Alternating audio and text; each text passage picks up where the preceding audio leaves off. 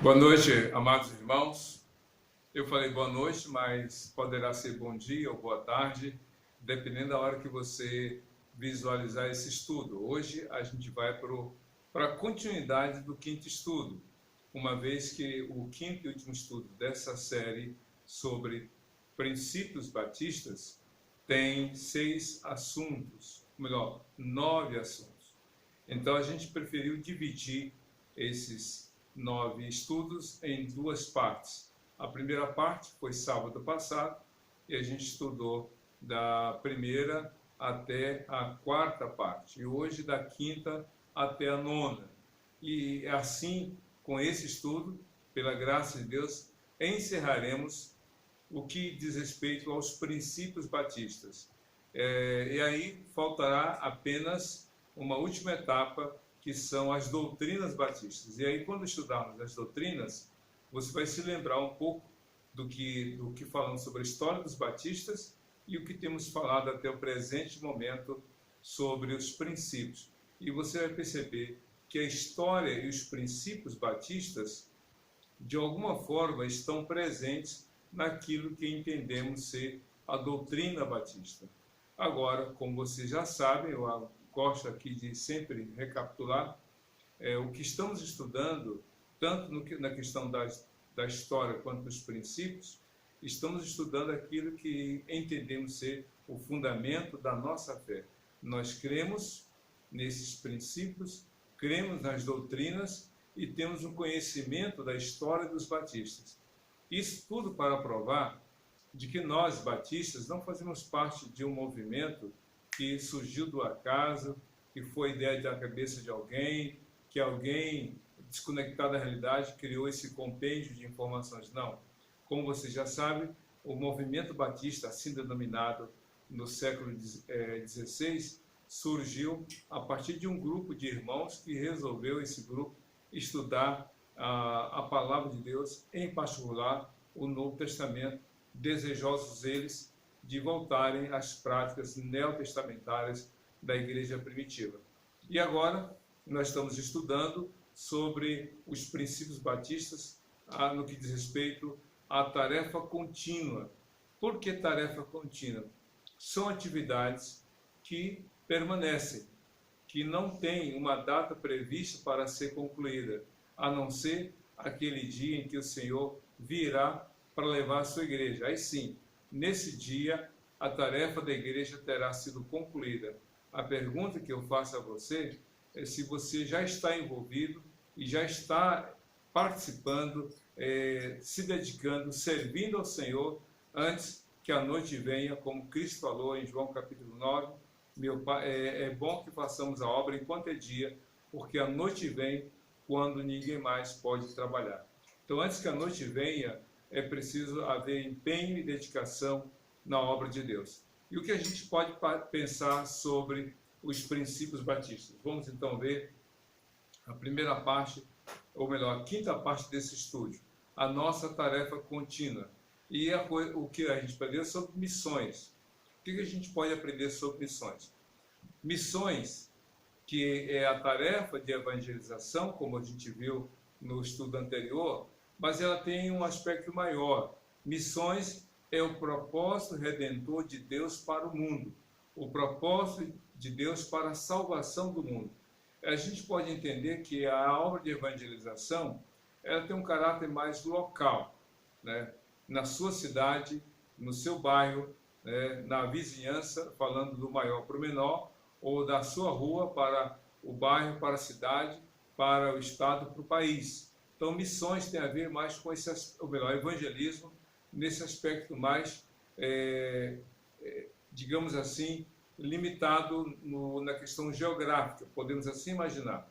Mas, quando a gente pensa em evangelização, a obra de evangelização da igreja, ela tem a ver com esta questão local, onde a igreja está. Mas missões tem esse olhar mais para fora, mais para o mundo. E missões é a obra de evangelizar, pregando o evangelho, levando as pessoas a conhecerem e a crerem na obra da redenção de Deus para o mundo.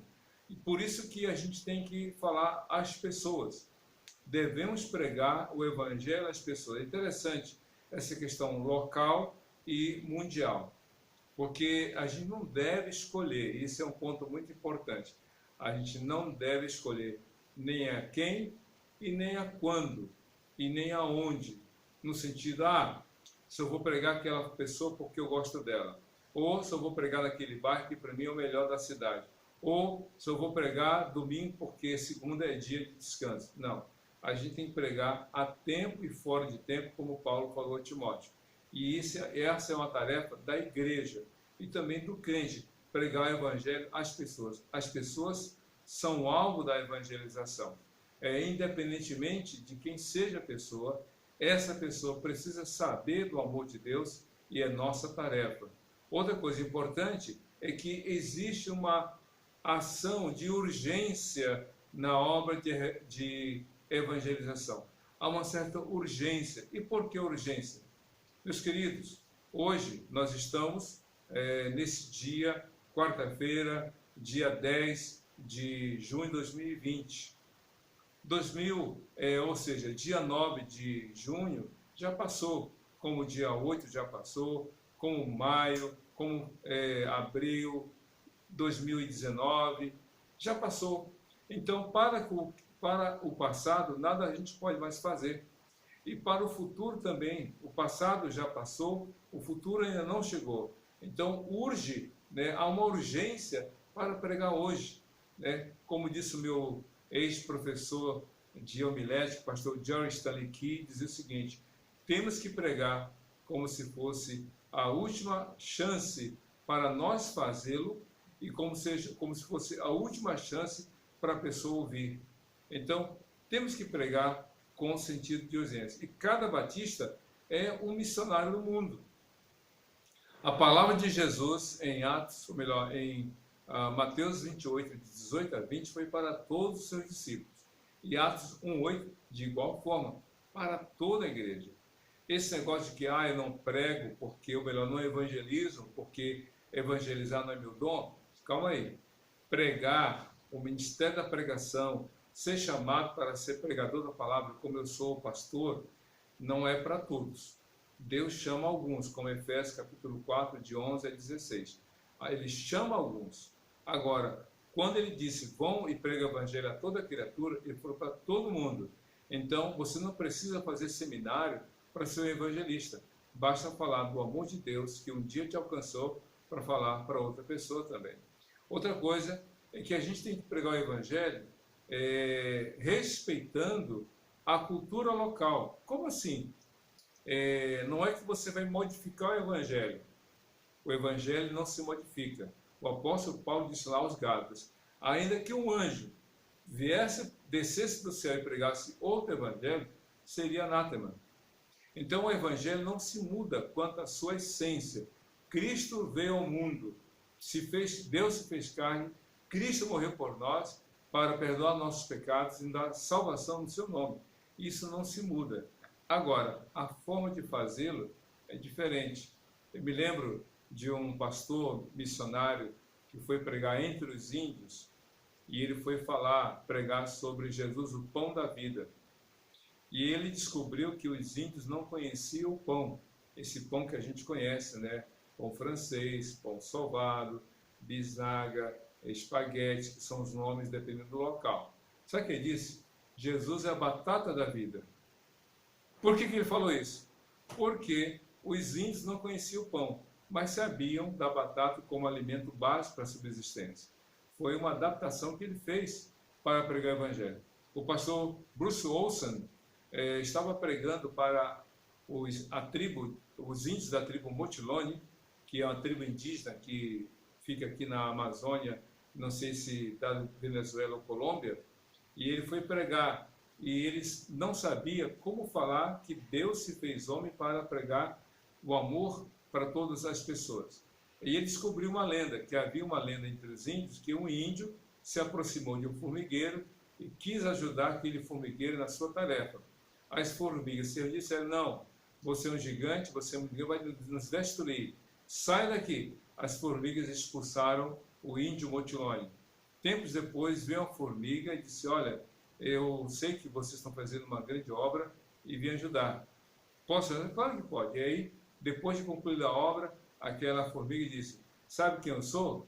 Eu sou aquele índio que vocês rejeitaram. Eu me transformei em formiga para ajudar vocês.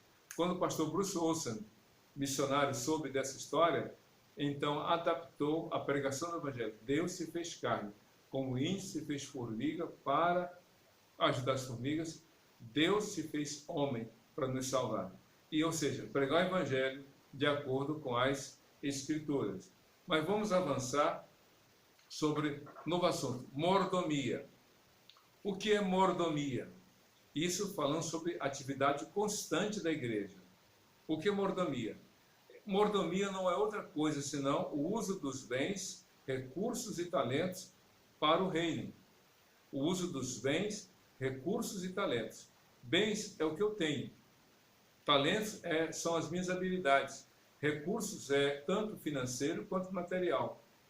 Então, você que é mordomo na presença de Deus, você deve usar os seus bens, os seus recursos e os seus talentos para a obra de Deus, tanto na igreja local quanto no mundo. Não tem como pensar de forma diferente. Alguns cristãos acham que, já dei minha oferta, já estou quites, já dei a minha contribuição para a obra. Não preciso pregar, não preciso evangelizar, não preciso ajudar, a minha ajuda vai ser financeira e ponto final. Não é isso que a Bíblia diz.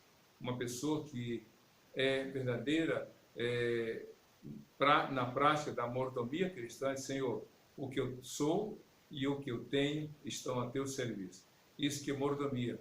Como o apóstolo Paulo, que era fazedor de tendas e colocou o seu serviço ao serviço do Senhor, sendo um profissional na preparação de tendas, mas também evangelizando para ganhar pessoas para Jesus. Outra coisa importante é que na mordomia há esse conceito, há essa convicção de que todos os nossos recursos, os dons, talentos e os bens são nossos, enquanto nós os utilizamos para a obra. Como assim? Na verdade, os recursos, os talentos e as habilidades que nós temos, os bens financeiros, tudo isso foi dado por Deus. E como é dado por Deus, então nós somos apenas cuidadores. Se você ler 1 Coríntios capítulo 11 ou capítulo 12, do verso 1 ao versículo 11, você vai ver a lista de dons espirituais. E é interessante que os dons não são propriedade de ninguém, humanamente falando. Você canta, o dom não é seu. Você prega, o dom não é seu. Você cuida de crianças, o dom não é seu. Você tem alguma atividade na igreja, com alguma habilidade, isso não é seu. Sabe por quê? Foi dado por Deus. E aí Deus pode dizer assim, hoje você me serviu cuidando de crianças, amanhã você vai me servir cuidando do som, entende? Nós servimos a Deus. E quando nós entendemos que os nossos dons, que os nossos recursos, que os nossas habilidades e recursos financeiros não são nossos, mas são do Senhor, a gente não vai realmente colocar empecilho.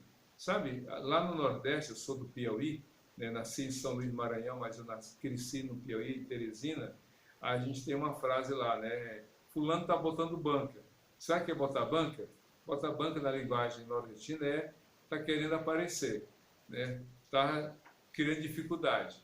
Só porque é o único que sabe, só porque é o único que tem, só porque aquele tem habilidade, fica botando banca.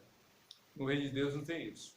Não tem esse negócio, só eu sei fazer, ou se eu não fizer ninguém faz, ou só eu sei fazer melhor. Negativo. Porque Deus não está à procura de pessoas talentosas. Ele busca pessoas realmente obedientes. Saul era o mais alto dos hebreus. O mais alto dos hebreus batia no ombro dele, então ele era o mais alto. Mas diz a Bíblia que apesar de ser alto, um porte físico avantajado, uma pessoa que exigia até uma certa postura de respeito diante daqueles que o viam. Pois bem, ele tinha um coração distante de Deus. Davi era baixo, de gentil aspecto, ruivo, não valorizado pelos seus irmãos, mas diz a Bíblia que Davi foi chamado homem segundo o coração de Deus. Deus não busca pessoas talentosas, ele busca pessoas obedientes. E as pessoas obedientes são aquelas que dizem: o que eu tenho, o que eu sou, pertencem ao Senhor. Outra coisa importante, falando sobre mordomia, dinheiro é um tema muito importante. E aí a gente vê essa luta entre servo e patrão. O dinheiro é meu servo ou é meu patrão? Eu mando no dinheiro ou o dinheiro manda em mim? Se você tem dúvidas como você deve lidar com o dinheiro, leia 1 Timóteo capítulo 5 e capítulo 6. Mais o capítulo 6. Ali o apóstolo Paulo instrui o jovem pastor Timóteo com respeito ao dinheiro. O dinheiro é servo. O dinheiro não é senhor. O dinheiro não deve mandar no seu, no meu, no nosso coração. O dinheiro tem que ser sujeito a nós, tem que estar sujeito. Se você ler 1 Coríntios, melhor, Atos, eu acho que é o Atos capítulo 5, isso mesmo, Atos capítulo 5, a Bíblia fala que diante de uma fome muito grande ali na região da Judéia, algumas pessoas, alguns cristãos chegaram com suas ofertas e depositaram, diz a Bíblia, aos pés dos apóstolos. Essa palavra é muito importante. Por que aos pés? Porque o dinheiro tem que estar sujeito a nós. O dinheiro não pode estar no coração e nem na cabeça. O dinheiro tem que estar debaixo dos nossos pés, sujeito. Nós temos que usar os recursos a serviço do Senhor. A gente tem que dar para o Senhor o melhor da gente. Não só o melhor do tempo, não só o melhor dos dons, o melhor das habilidades, o melhor dos nossos recursos materiais, mas também na entrega dos dízimos e ofertas. Lembra aquela passagem lá da viúva? A viúva deu 2 moedas, 2 leptos. 2 moedas. Imagine 2 moedas de 1 centavo, que nem existem mais hoje. Uma moeda de 1 centavo, mais outra de 1 centavo. Juntas, o que são 2 centavos? Só aparece no papel, porque moeda a gente nem enxerga, nem consegue ver. Ela deu 2 moedas de 1 centavo, cada uma delas, imaginamos assim. E enquanto que outros entornavam, dinheiro em quantidade no gasofilaço. Aí Cristo falou: vocês estão vendo? Aquela viúva deu mais do que aqueles outros homens. Mas por que, Senhor? Perguntaram os apóstolos. Ela deu tudo o que tinha, eles o que sobraram. Então Deus não quer sobra. Deus deu seu Filho único por amor a nós. Ele deu o melhor. Por que vamos dar o que tem valor menor para nós? Outra coisa importante, o cristão e a igreja. Nós temos que ser bons mordomos. Tanto o cristão quanto a igreja. Nós temos que servir ao Senhor com os nossos dons e talentos. Você tem que servir a Deus individualmente. A congregação da PIB da Barra tem que servir a Deus como congregação. Como futura igreja, estaremos servindo a Deus cada vez melhor. Mas hoje, a gente usa ou serve a Deus com o que a gente tem. A gente não pode esperar quando tiver um som melhor, quando tiver uma bateria, quando tiver um contrabaixo, quando tiver um teclado, quando tiver um som com poltronas, quando tiver ar-condicionado, um salão enorme, vou fazer para Deus o melhor. Não, faça agora. Faça agora, porque se você não é fiel a Deus no pouco, como será fiel a Deus no muito, como Jesus falou? Outra coisa, bens e dinheiro. Como já falei antes, bens e dinheiro usados no serviço cristão. E o serviço cristão é tanto para a igreja como para o mundo. Você serve a Deus onde você está, como cristão, como membro da congregação da PIB da Barra, como também servir ao Senhor no seu trabalho, na sua faculdade, em qualquer lugar. Dizem que quando a árvore é boa, ela dá fruto em qualquer lugar. De fato, isso serve para o crente também, né? Muito bem, vamos avançar sobre ensino e treinamento. O que nós temos que aprender sobre esse assunto, né? Nesse antepenúltimo assunto? O ensino e o treinamento são essenciais para a fé e o viver cristão. Faltou o E aí. o ensino e o treinamento fazem parte da vida cristã.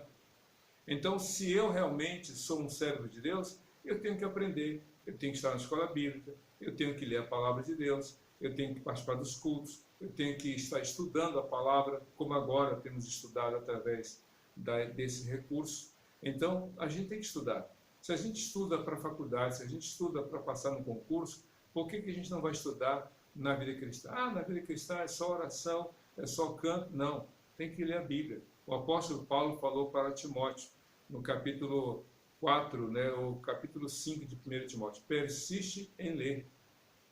Então a gente tem que persistir em ler, a gente tem que ser cuidadoso, zeloso na obra de Deus. E outra coisa também que a gente aprende é que tanto o ensino como o treinamento começa na vida cristã. E realmente eles são fundamentais, eles são realmente necessários para que todo cristão cresça. Não basta, entre aspas, vamos supor, um bebê nasça, os pais amam o bebê, que bebê lindo, que menina linda, que menino lindo. E aí a gente vê todo dia os pais, que bebê lindo, que menina linda, que menino lindo.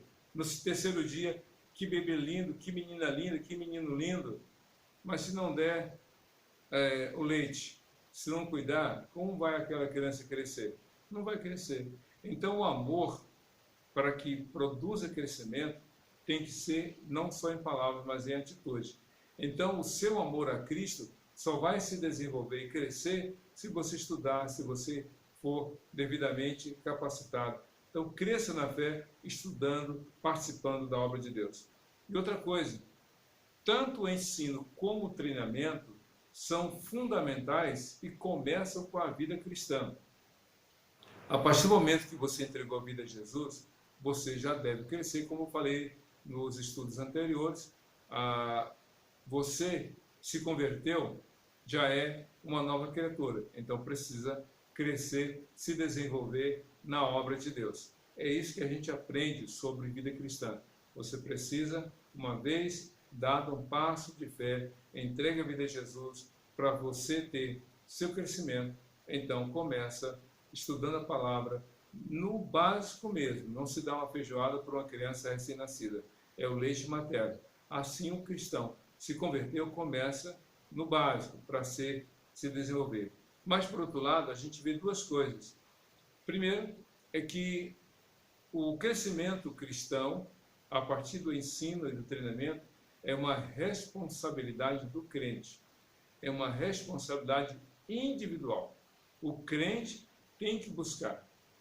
Diferentemente de um bebê que não tem autonomia, que não tem habilidade, conhecimento, que precisa ser conduzido, o cristão, já uma pessoa, um adolescente, um jovem, um adulto, sabe ir à geladeira, sabe ir a uma lanchonete, a um restaurante, sabe fazer um prato em casa. Então, o cristão tem que buscar o alimento. A igreja deve ajudar. A igreja deve realmente ensinar. A igreja deve propor. Mas aí cada um crente deve ter a sua própria disposição. A igreja tem o dever de oferecer ajuda, mas cabe a cada um realmente buscar este alimento espiritual. Próximo assunto que a gente aprende aqui é o seguinte: educação cristã.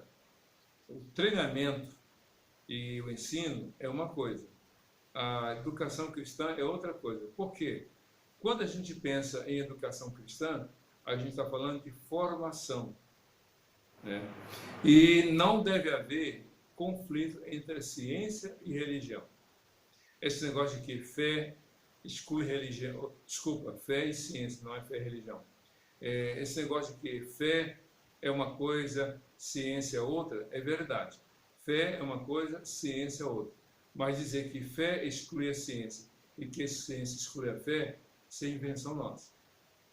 Invenção nossa. Porque a Bíblia está cheia de informações científicas, embora ela não tenha a finalidade de ser um tratado científico. A Bíblia parte da convicção da existência de Deus. Ela não foi escrita para provar que Deus existe.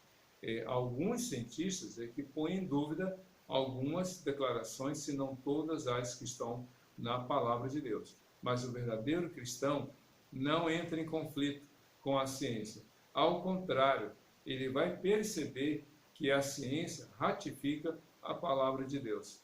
Na verdade, Louis Pasteur, que foi o fundador do Instituto Pasteur, ele foi um cientista famoso na França. Ele disse uma frase muito interessante que é a seguinte: um pouco de ciência afasta o homem de Deus, e muito melhor, um pouco de conhecimento, corrigindo, um pouco de conhecimento afasta o homem de Deus, mas muito conhecimento o aproxima de Deus. Como assim? Porque a ciência, quando a pessoa sabe um pouco, ela acha que sabe muito. Aí, sabe como aqueles cristãos fervorosos, cheios de fé, vão para a faculdade, aí começa a se aprofundar nos estudos, o que deve acontecer, mas começa a dar ouvidos a muitas vozes dissidentes da palavra, aí começa a duvidar, começa a não mais participar e vai se afastando e se esfria na fé.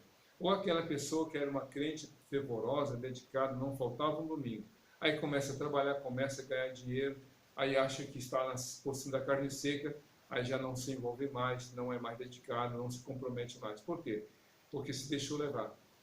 Então, o verdadeiro cristão, ao contrário, ele reconhece que a ciência, tudo realmente vem do Senhor. Porque a ciência só comprova, a verdadeira ciência só comprova realmente a palavra do Senhor. Como disse Albert Einstein, ele dizia o seguinte: a cada porta que eu abro de uma nova descoberta, eu já encontro Deus ali. Cada vez que eu abro uma porta de uma nova descoberta, eu já encontro Deus. Ou seja, Deus se revela também através da criação, mas a revelação especial dele é em Cristo Jesus. Por isso que Colossenses 2:3 diz assim: porque nele estão escondidos todos os tesouros da sabedoria e do conhecimento. Jesus, diz a palavra do Senhor. Outra coisa, através dessa educação cristã, ela é dada para que o cristão tenha realmente uma aplicação desse conhecimento naquilo que é útil para os outros. Todo conhecimento adquirido deve ter uma finalidade, que é abençoar pessoas. Por isso é que a educação cristã, que é formar seminaristas, missionários, capacitar pessoas para ministérios de música, de cuidar de crianças, seja qual for a formação. Na área da teologia, a pessoa precisa ter essa consciência, que ela vai ser capacitada para servir, que ela vai realmente aprender para servir. Eu estive no Amazonas em 2017 e ali tive a experiência de conhecer o centro de treinamento para radicais. Radicais é assim chamado aquele grupo de jovens que sai de diferentes partes do Brasil, vão para o Amazonas para serem treinados, para serem evangelistas, missionários temporários em várias partes do estado do Amazonas, principalmente das regiões ribeirinhas. E eu participei ali daquele treinamento. E o treinamento dura até um período do ano, pouco tempo, mas eles aprendem de tudo, a consertar, não sei o nome daquela, acho que é voadora, tem outro nome lá, que é aquela embarcação pequena com motor de lancha de pequeno ou grande porte, chamadas voadoras. Então eles aprendem a primeiros socorros, aprendem a montar equipamentos utilizando recursos naturais da região da floresta. Então eles aprendem tudo, para quê? Para serem úteis e para servir. E outra coisa importante, as instituições religiosas, elas devem oferecer um ensino de qualidade. A igreja deve propor o sustento para esses seminários, para os institutos bíblicos. Para quê? Para que as pessoas sejam formadas, capacitadas e aprendam a servir melhor ao Senhor. E por fim, vamos aprender a questão da autocrítica. Estamos chegando ao final. A questão da autocrítica. Tanto a igreja local como a denominação batista precisa realmente ter esse momento da autocrítica. E o que é autocrítica? É você e eu nos olharmos no espelho e dizer o que está errado em mim, que eu preciso melhorar. A denominação batista não é perfeita, como nenhuma obra deste mundo é perfeita. Então a gente precisa aprender, ou seja, o que é melhor para nós. As igrejas precisam ter ações avaliadas constantemente. As reuniões denominacionais que acontecem a cada ano das Assembleias da Convenção Batista Brasileira, como no âmbito estadual e nas associações, são reuniões para avaliar, prestar relatório e passar pelo processo da autocrítica, o que temos que corrigir. Devemos aprimorar a forma de trabalho. O que a gente fez ontem foi bom, mas hoje a gente faz melhor. Mas o melhor que a gente faz hoje, amanhã poderá ser corrigido, porque Deus há de levantar outras pessoas para dizer, olha, o que eles fizeram lá atrás foi bom, mas pode ser melhor. Não é condenar, não é criticar, não é apontar o dedo, mas olha, foi bom, fizeram o que podiam fazer. Hoje temos melhores recursos, maiores oportunidades, vamos então aperfeiçoar. Como diz lá o apóstolo Paulo, buscando o aperfeiçoamento dos santos. Os dons não são aperfeiçoados, porque são dados por Deus, logo são perfeitos. Mas a forma de eu utilizá-los tem que ser aperfeiçoada. O dom de pregação é do Senhor, mas a habilidade para eu pregar eu tenho que aperfeiçoar. Eu não posso estar pregando do mesmo jeito, porque aí eu deixo de fazer melhor o que Deus me chamou para fazer. Então faço melhor para a obra de Deus. E outra coisa, a autocrítica deve ser construtiva e não destrutiva. Ela tem que construir, tem que propor algo melhor. E por fim, tanto o cristão quanto a denominação devem buscar a excelência, fazer melhor, não só para o homem, mas fazer o melhor, porque é para Deus, por Ele, para a glória dele.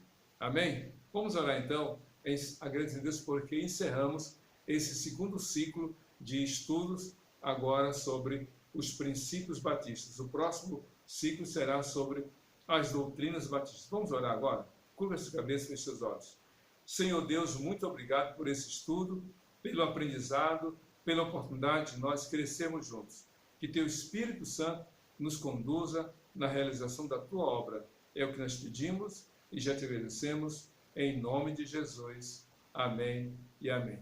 Que Deus abençoe a sua vida e de sua família, em Cristo Jesus. Amém.